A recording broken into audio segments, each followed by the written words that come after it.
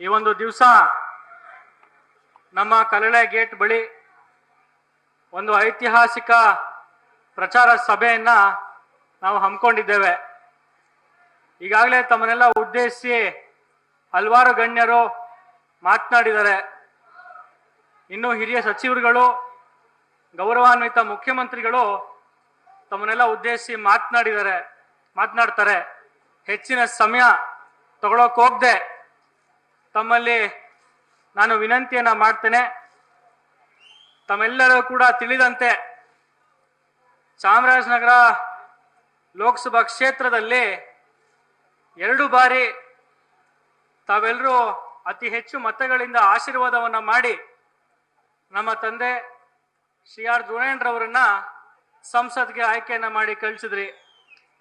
ಆ ನಂತರ ಅವರು ಕೂಡ ನಿರಂತರವಾಗಿ ನಿಮ್ಮಲ್ಲಿ ಒಬ್ಬ ಜನಸೇವಕನಾಗಿ ಕೆಲಸ ಕಾರ್ಯಗಳನ್ನ ಮಾಡಿ ಈ ರಾಜ್ಯ ಕಂಡಂತಹ ನಂಬರ್ 1 ಸಂಸದರಾಗಿ ಅವರು ಹೊರಹೊಮ್ಮಿದಂಥದ್ದು.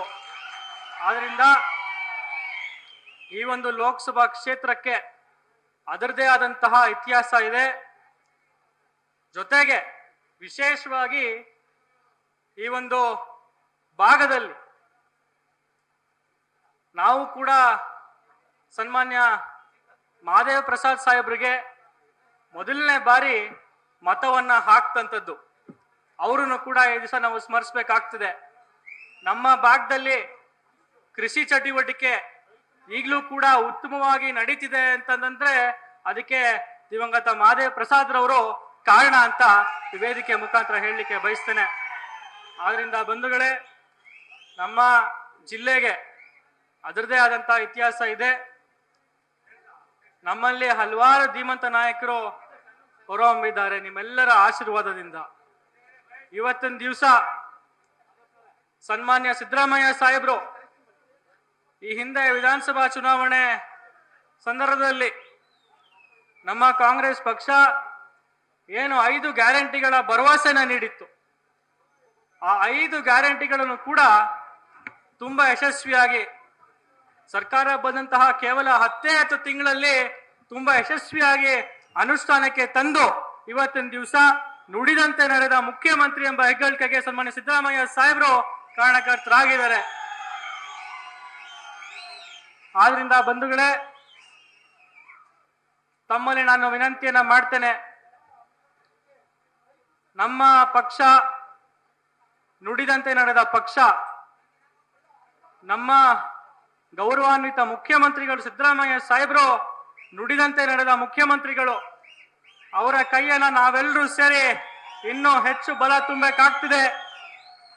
ಬರುವಂತಹ ಲೋಕಸಭಾ ಚುನಾವಣೆಯಲ್ಲಿ ನಾವು ನೀವು ಎಲ್ಲ ಸೇರಿ ಸಿದ್ದರಾಮಯ್ಯ ಸಾಹೇಬರ ಕೈಯನ್ನ ಬಲಪಡಿಸಿ ಚಾಮರಾಜನಗರ ಲೋಕಸಭಾ ಕ್ಷೇತ್ರವನ್ನ ಮತ್ತೊಮ್ಮೆ ಕಾಂಗ್ರೆಸ್ ಪಕ್ಷದ ಭದ್ರಕೋಟೆಯನ್ನಾಗಿ ನಾವೆಲ್ಲರೂ ಕೂಡ ಸೇರಿ ಮಾಡಬೇಕು ಅಂತ ವೇದಿಕೆ ಮುಖಾಂತರ ತಮಗೆ ಮನವಿಯನ್ನ ಮಾಡಲಿಕ್ಕೆ ನಾನು ಬಯಸ್ತೇನೆ.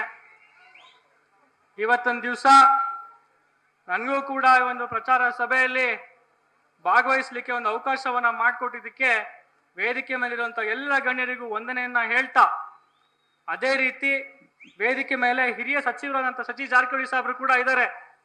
ಅವರು ಕೂಡ ತಂದೆಯವರಿಗೆ ತುಂಬಾ ಆತ್ಮೀಯವಾಗಿದ್ದಂಥವ್ರು. ಇವತ್ತಿನ ದಿವಸ ಸರ್ಕಾರ ಬಂದಂತಹ 10 ತಿಂಗಳಲ್ಲಿ ಹಲವಾರು ಅಭಿವೃದ್ಧಿ ಕೆಲಸ ಕಾರ್ಯಗಳನ್ನ ಅವರ ಖಾತೆಯಲ್ಲಿ ಅವರು ಮಾಡ್ಕೊಂಡು ಬರ್ತಾ ಇದ್ದಾರೆ. ಅದರಲ್ಲೂ ಕೂಡ ನಮ್ಮಂತ ಯುವ ಶಾಸಕರುಗಳಿಗೆ ಅವರು ಸ್ಫೂರ್ತಿಯನ್ನ ತುಂಬಿ ನಮಗೆ ಶಕ್ತಿಯನ್ನ ಕೊಡುವಂತ ಕೆಲಸವನ್ನ ಮಾಡ್ತಾ ಇದ್ದಾರೆ. ಆದ್ರಿಂದ ಅವರು ಕೂಡ ಈ ವೇದಿಕೆಯ ಮುಖಾಂತರ ಧನ್ಯವಾದಗಳನ್ನ ತಿಳಿಸಿ ಈ ಒಂದು ಕಾರ್ಯಕ್ರಮಕ್ಕೆ ತಾವೆಲ್ಲರೂ ಕೂಡ ಹೆಚ್ಚಿನ ಸಂಖ್ಯೆಯಲ್ಲಿ ಬಂದು ಆಗಮಿಸಿದ್ದೀರಾ.